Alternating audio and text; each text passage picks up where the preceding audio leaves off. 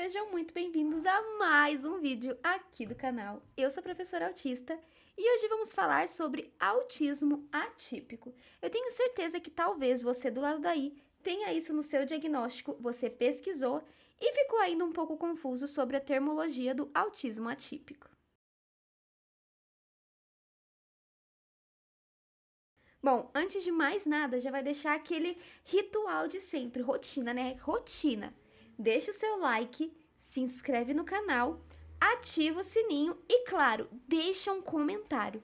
Porque qualquer comentário que você deixa faz com que o YouTube entenda que o meu conteúdo é bem legal e mande para mais pessoas. Então comente qualquer coisa. E, claro, não esquece de me seguir nas redes sociais. Lá a gente tá sempre conversando muito mesmo. Então, bora falar sobre autismo atípico. Bom, o autismo atípico nada mais é que uma nomenclatura que era usada antes da reforma, antes de 2013 ali, que foi quando, né, teve a reforma do DSM-5 e foi só mudando, a partir daí, várias nomenclaturas de diversos transtornos, entre ele o autismo. Antigamente, o autismo era taxado, né, era subdividido, digamos assim, em três partes. Era o Asperger, a síndrome de Asperger, né, que tinha um CID só para isso. Quem me segue sabe que essa termologia é bem polêmica, né? Tinha, além da síndrome de Asperger, tinha o autismo atípico e tem o autismo típico.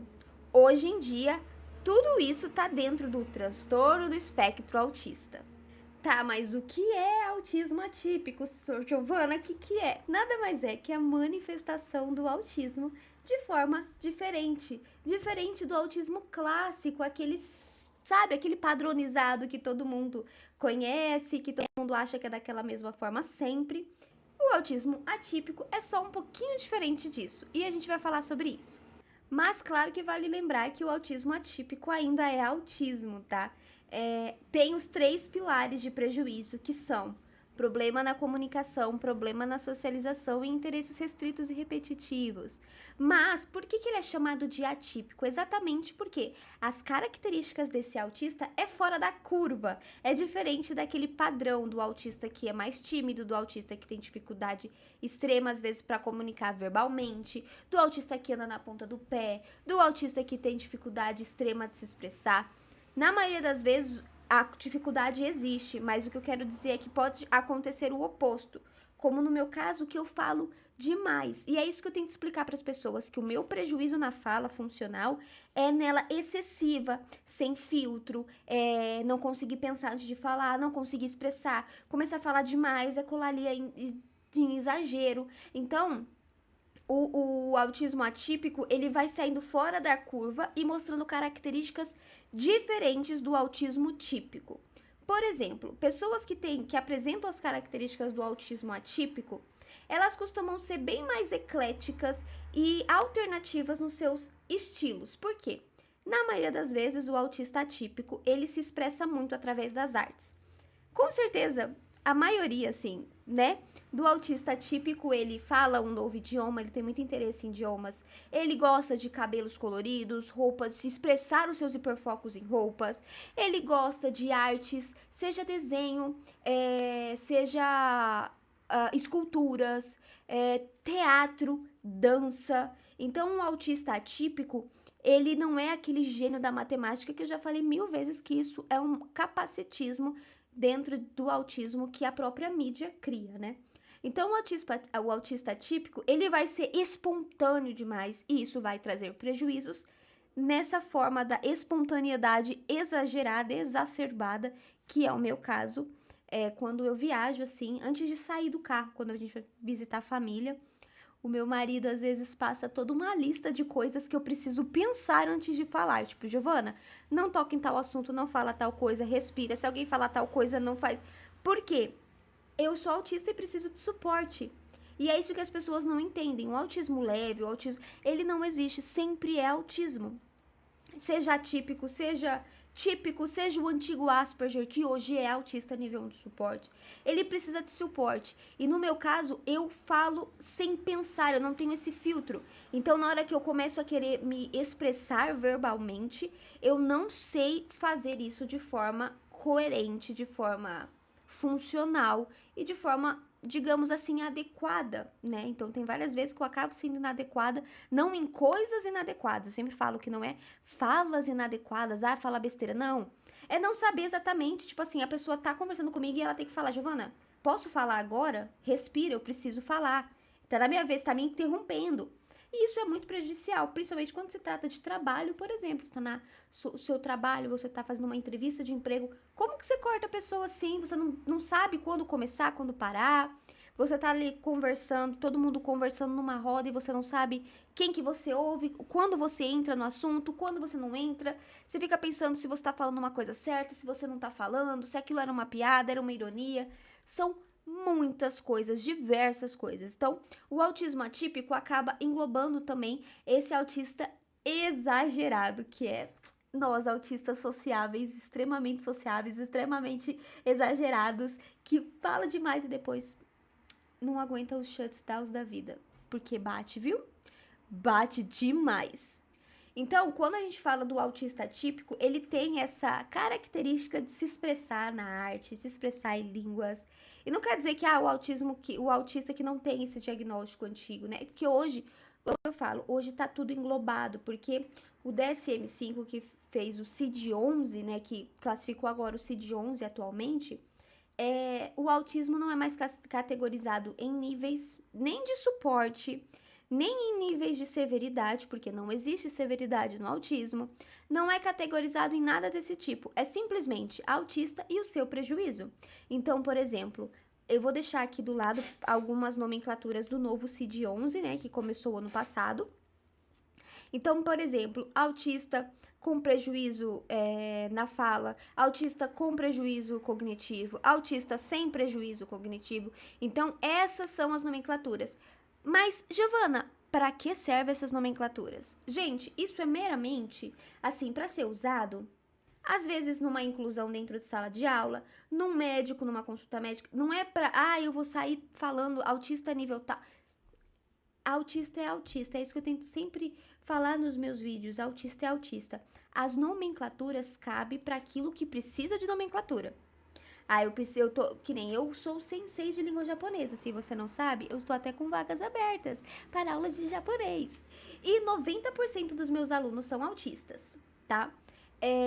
Tanto criança, adolescente quanto adultos, tá, gente? Eu tenho alunos de mais de 40 anos de idade, autistas, tá? E que faz aula comigo. Então, por exemplo, é interessante, principalmente na infância, ali quando é a criança, que ela não sabe se expressar, o autista adulto ele já consegue chegar em mim e falar mais do CID dele. Mas eu preciso saber, tem algum prejuízo cognitivo? Qual que é o prejuízo desse aluno? Para mim saber, ensinar ele da forma que vai ser mais positiva para ele.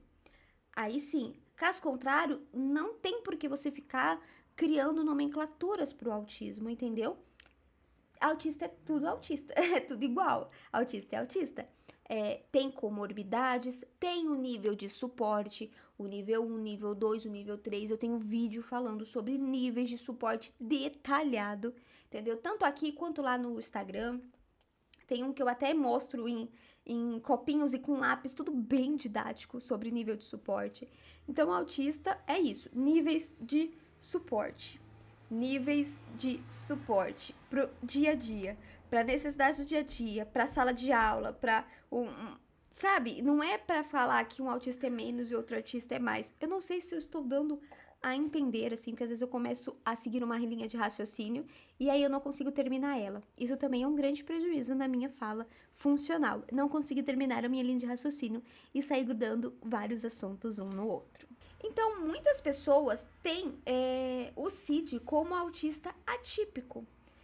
E aí a pessoa fica assim, nossa, mas o que será que é isso? E quando ela entra, tipo, num Google da vida, a primeira coisa que aparece lá, grande, falando sobre, é muito capacitista, usa umas palavras assim que eu não tenho nem coragem de sair falando, porque o jeito que eles falam é muito errado. Eles não explicam, eles só falam assim, o autista atípico é isso, tudo errado. Então, cuidado, percuta pro médico, pesquisa autistas de verdade falando sobre isso, tá?